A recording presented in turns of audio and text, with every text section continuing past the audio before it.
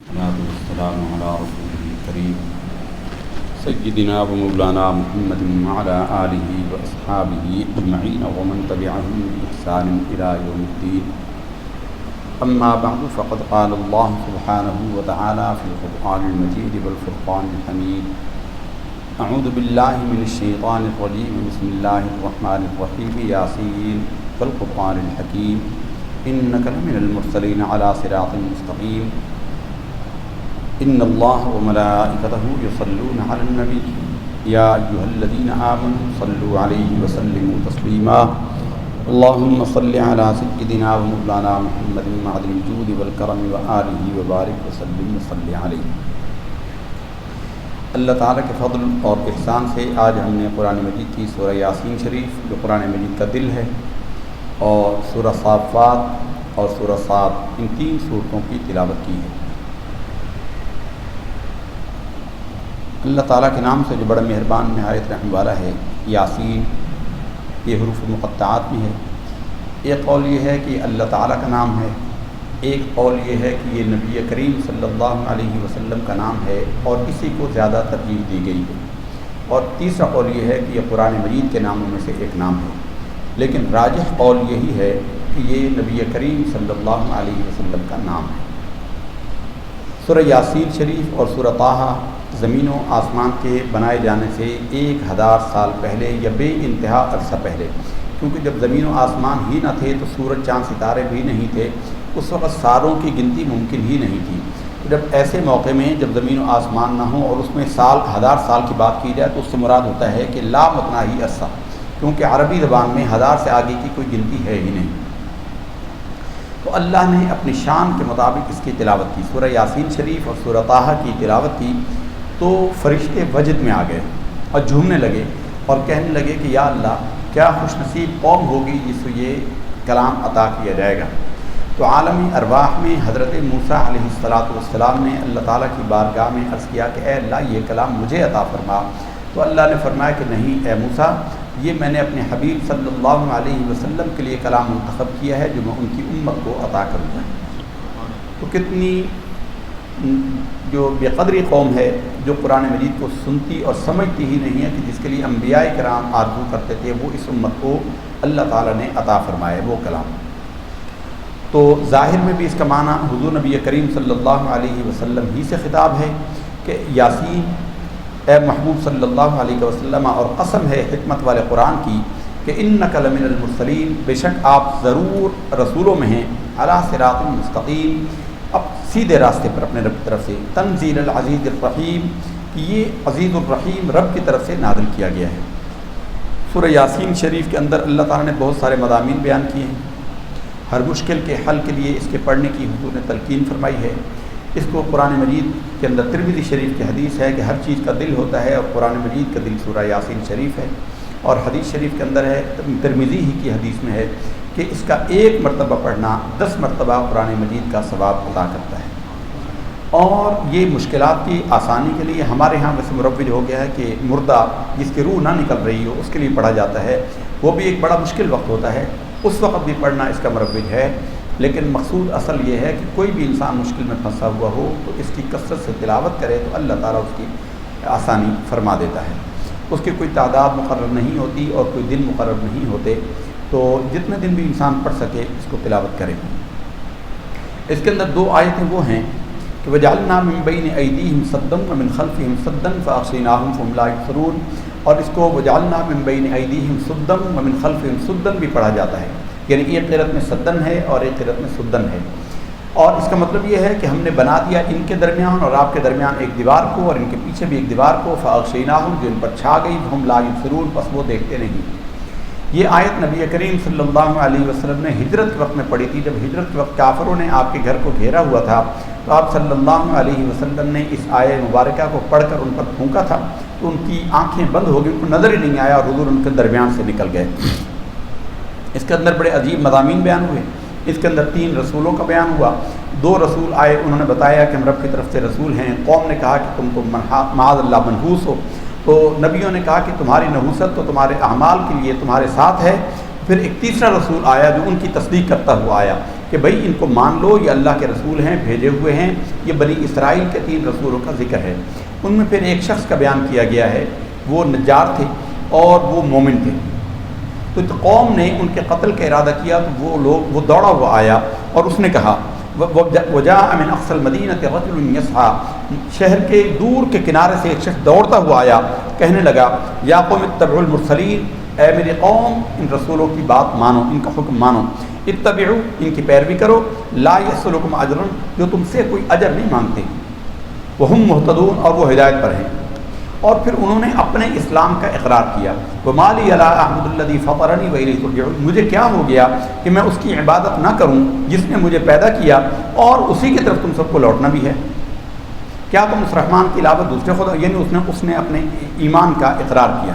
انی آمنت بربکم فاسمعون، تو بے شک میں اپنے رب کے اوپر ایمان لاتا ہوں، پس تم اس بات کو سن لو۔ جب قوم نے اس کے دعوی ایمان کو سنا تو یہ غضبناک ہو گئی اور انہوں نے ان کو شہید کر دیا، قتل کر دیا۔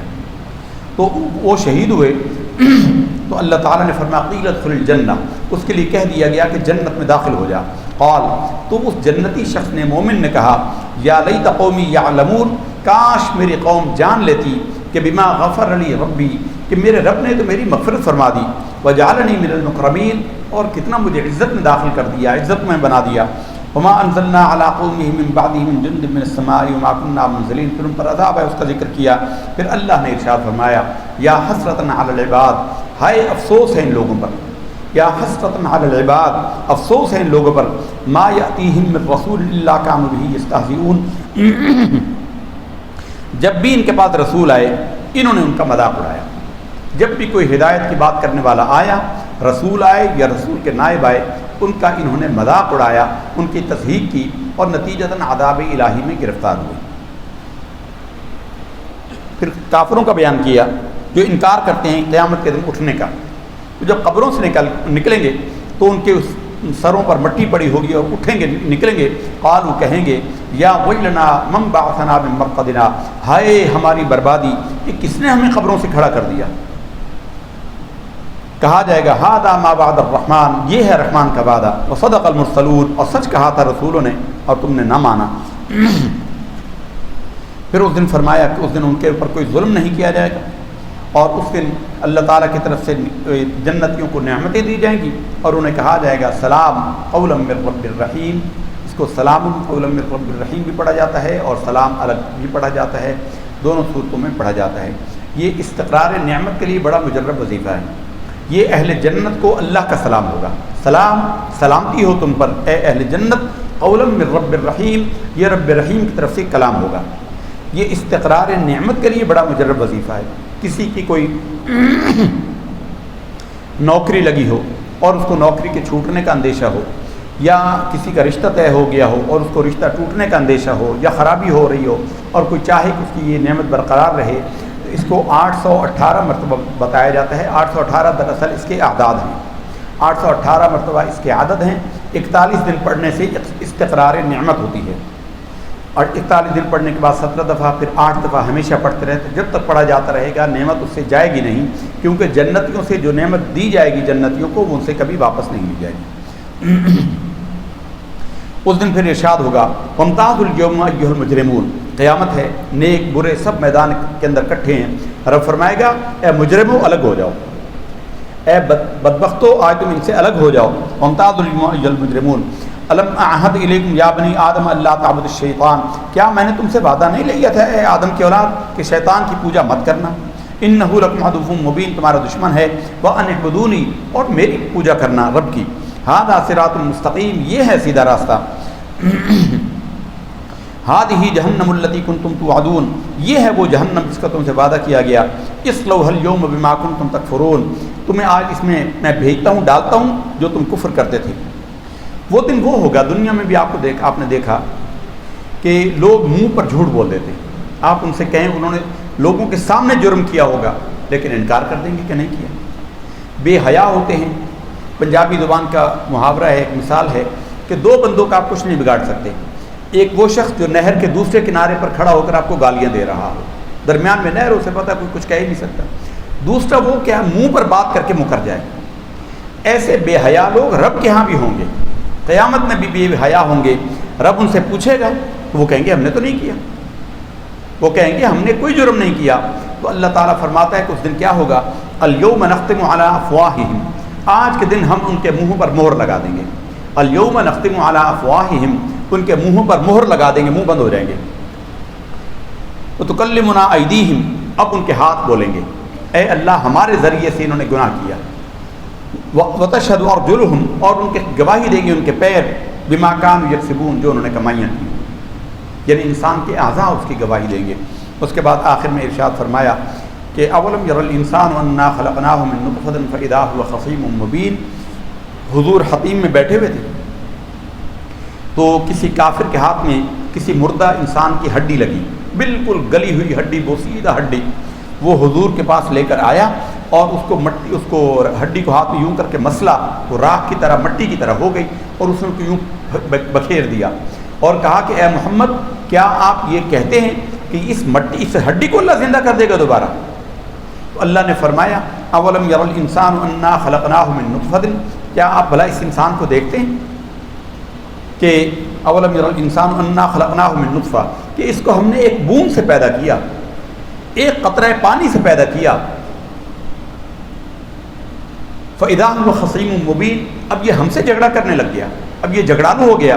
وضرب لنا مثلا ونسی خلقہ، اب ہم پر مثالیں بیان کرتا ہے، اپنی پیدائش کو بھول گیا۔ تو کچھ تھا ہی نہیں تو اللہ نے تجھے بنا دیا، تو بنے ہوئے کو دوبارہ بنانا تو آسان ہوتا ہے۔ وضرب لنا مثلا ونسی خلقہ، ہم پر مثالیں بیان کرتا ہے اور اپنی پیدائش کو بھول گیا۔ قال من یحیی العظام وہی رمیم، کہتا ہے کہ ان بوسیدہ ہڈیوں کو کون زندہ کرے گا؟ قل، آپ فرما دیجئے، یحییھا الذی انشأھا اول مرہ، اس کو وہ زندہ کرے گا جس نے ان کو پہلی مرتبہ پیدا کیا۔ کیا یہ جانتے نہیں ہیں کہ جس نے اللہ نے آسمان اور زمینوں کو پیدا کیا اپنی قدرت سے، اور بلا وہو الخلاق العلیم، بلکہ یقیناً وہی ہے بہت بڑا پیدا کرنے والا اور جاننے والا۔ انما امرہ اذا اراد شیئا ان یقول لہ کن، اس کی شان عالی یہ ہے جب کسی کام کا ارادہ فرماتا ہے اس کو حکم کرتا ہے کہ کن، کن کا مطلب ہے ہو جا، فیکون، وہ کام ہو جاتا ہے۔ فسبحان الذی بیدہ ملکوت کل شیء، پس پاکی ہے اس رب کو جس کے ہاتھوں میں بادشاہی ہے تمام آسمان و زمینوں کی، وإلیہ ترجعون، اور اسی رب کی طرف تمہیں پلٹنا ہے۔ اس کے بعد سورہ صافات ہم نے تلاوت کی ہے۔ صافات صفوں کی جمع ہے، صفے باندھنے والوں کی، یہ فرشتوں میں مراد ہیں، فرشتے جو صفے باندھے ہوئے ہوں گے۔ والصافات صفا، اور قسم ہے فرشتے صفے باندھنے والوں کی۔ فالزاجرات زجرا، اور جھڑکی دے کر، یعنی جب مجرموں کی وہ جان نکالیں گے تو ان کو جھڑکی دیں گے۔ فالتالیات ذکرا، اور اللہ کی آیتوں کی تلاوت کرنے والوں کی۔ ان الہکم لواحد، بے شک لوگوں تمہارا خدا ایک ہی ہے، تمہارا رب ایک ہی ہے۔ رب السماوات والارض وما بینہما ورب المشارق، کہ وہ آسمانوں اور زمینوں کا رب ہے اور جو کچھ ان کے مابین، اور مشرقوں کا رب ہے، رب المشارق۔ پھر اللہ نے اپنی قدرت کے بہت سارے نشان بیان کیے۔ پھر اللہ تعالیٰ نے رسولوں کے احوال بیان کیے، حضرت نوح کا واقعہ بیان کیا، حضرت ابراہیم کا، حضرت اسماعیل کا، ان کے ذبح کرنے کا واقعہ بیان کیا، بڑا مشہور واقعہ ہے۔ حضرت موسیٰ اور ہارون کا واقعہ بیان کیا، قوم لوط کا ذکر کیا، اور حضرت یونس کی قوم کا ذکر کیا۔ اگر سچی بات یہ ہے کہ اگر دنیا کی قوموں کا جائزہ لیا جائے تو قوم یونس سے زیادہ عقل مند قوم کوئی نہیں تھی۔ حضرت موسیٰ کے زمانے میں کہا جاتا ہے کہ سقراط تھا، ارسطو تھا۔ ارسطو دنیا کے عقل مند ترین انسانوں میں مانا جاتا ہے۔ ارسطو تو بہت ہی ذہین تھا، تو اللہ کے نبی سے الجھ بیٹھا، موسیٰ علیہ السلام سے، کہنے لگا کہ اے موسیٰ، جب تم کہتے کہ اللہ ہے، مالک ہے، تقدیر کا مالک ہے، تو تم یہ بتاؤ کہ جب تقدیر تیر بن جائے اور چلانے والا مالک تقدیر ہو، یعنی اللہ ہو، چلانے والا تیر اللہ ہے، اور جس کو چلایا جائے اور آسمان اس کی کمان ہو اور اس کی مصیبت اس کی تقدیر ہو، تو بتاؤ کہ بندہ بچ کے کہاں جائے گا؟ یعنی بندہ تو بچ ہی نہیں سکتا، جب اللہ کسی کے لیے کوئی فیصلہ کر دے تو کوئی بچ ہی نہیں سکتا، تو کیا کوئی بچ سکتا ہے؟ تو معاملہ تھا اللہ کے نبی سے، وہ جتنا بھی ذہین ہو اللہ کے نبی کے برابر کوئی نہیں ہو سکتا۔ موسیٰ علیہ السلام نے کہا کہ ہاں بچ سکتا ہے۔ کہا کیسے بچ سکتا ہے؟ کہا کہ وہ تیر چلانے والے کی پناہ میں چلا جائے، تیر چلانے والے کی پناہ میں چلا جائے تو تیر اسے نہیں لگے گا، اللہ کی پناہ میں آ جائے۔ تو سب سے عقل مند قوم پہلی امتوں میں قوم یونس تھی، حضرت یونس نے ان کو کہا کہ عذاب آئے گا، اور حضرت یونس ان سے چلے گئے۔ تو جب انہوں نے دیکھا کہ عذاب کے علامات ظاہر ہو گئی تو انہوں نے اپنے سروں پر راکھ ڈال دی، کپڑے اتار دیے، ٹاٹ کے لباس پہنے اور سروں پر مٹی اور راکھ ڈال دی، اور کھلے آسمان کے نیچے آ کر گڑ گڑانے لگے زاری، یعنی اللہ ہی کی پناہ میں آ گئے۔ لا ملجأ من اللہ الا الیہ، اللہ کے سوا اللہ سے کوئی پناہ نہیں دے سکتا، اللہ ہی کی پناہ میں آگر بچ گئے۔ اب باقی جتنی قوموں کا ذکر آپ سنیں، قوم نوح کا، قوم لوط کا، قوم عاد کا، قوم سمود کا، قوم مدین کا، قوم شعیب کا، قوم اصحاب ایکا کا، ان سب کا یہ ہے کہ جب انہیں بتایا گیا نا عذاب آ رہا ہے تو بس وہ یا تو مرغی کی برائلر کی طرح بیٹھ گئے، یا بس وہ اچانک ہلاک ہو گئے، انہوں نے توبہ نہیں کی۔ یہ قوم یونس تھی جس کو اللہ نے توبہ کی توفیق دی، اور یہ توبہ کی توفیق بھی اللہ ہی کی طرف سے ہوتی ہے۔ قرآن مجید میں اللہ تعالیٰ نے فرمایا ہے لمن شاء منکم ان یستقیم، تم میں سے جو چاہے وہ سیدھے راستے پر قائم ہو جائے، جو چاہے سیدھے راستے پر پکا ہو جائے، لیکن پھر ساتھ ہی کہہ دیا وما تشاءون، اور تمہارے چاہنے سے کچھ نہیں ہوتا، الا ان یشاء اللہ رب العالمین، سوائے اللہ رب العالمین کے چاہنے۔ یہ ہم لوگوں کے لیے، ان لوگوں کے لیے جن کو اللہ کسی نہ کسی حد تک نیکی کی توفیق اور ہم کچھ کر لیتے ہیں، ان کے لیے ہے کہ وہ یہ نہ سمجھے کہ ہم نے بڑا کام کیا ہے، یہ اللہ کی توفیق ہے، یہ اللہ رب العزت کی توفیق ہے جس نے ہمیں یہ عطا فرمایا۔ اس کے بعد سورہ صاد ہے، سورہ صاد میں اللہ تعالیٰ نے سابقہ اقوام کا ذکر کیا، حضرت داؤد اور سلیمان علیہ السلام کا ذکر کیا۔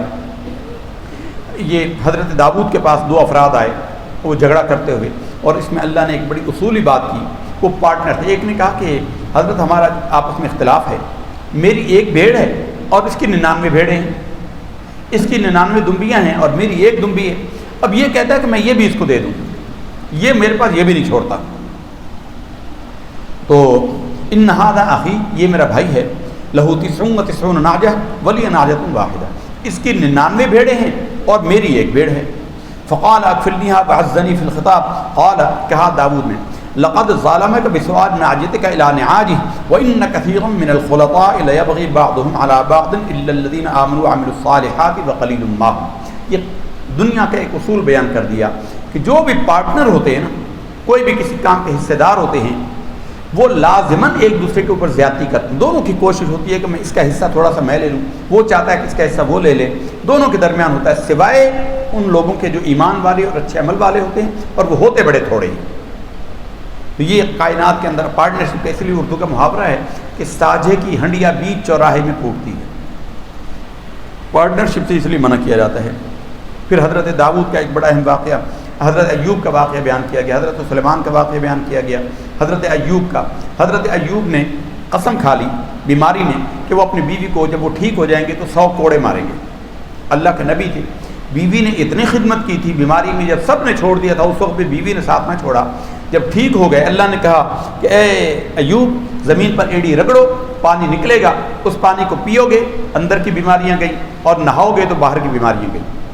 تو انہوں نے وہ پانی پیا، نبی کی ایڑی سے نکلا ہوا پانی ایسا برکت کا پانی ہوتا ہے۔ جب وہ ٹھیک ہو گئے تو اب ان کو خیال آیا کہ بیوی کے لیے میں نے یہ قسم کھائی تھی، اور اب اگر اس کو سزا دیتا ہوں تو مربت کا تقاضا نہیں کہ اتنی نیکوکار، اتنی خدمت گزار، اتنی وفا شعار بیوی، اس کو میں ماروں، اور ادھر میں نے اللہ سے قسم کھائی ہے۔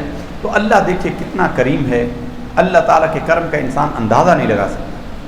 اللہ رب العزت ایسا غفور الرحیم ہے اپنے بندوں پر، وہ دیکھتا ہے کہ بندہ مخلص ہے، اللہ کیسے خلاصی کے راستے۔ نبی ہے، نبی قسم توڑے نبی کی نبوت کے خلاف ہے، نبی کی شان کے خلاف ہے، سزا دے تو نبی کی مربت کے خلاف ہے۔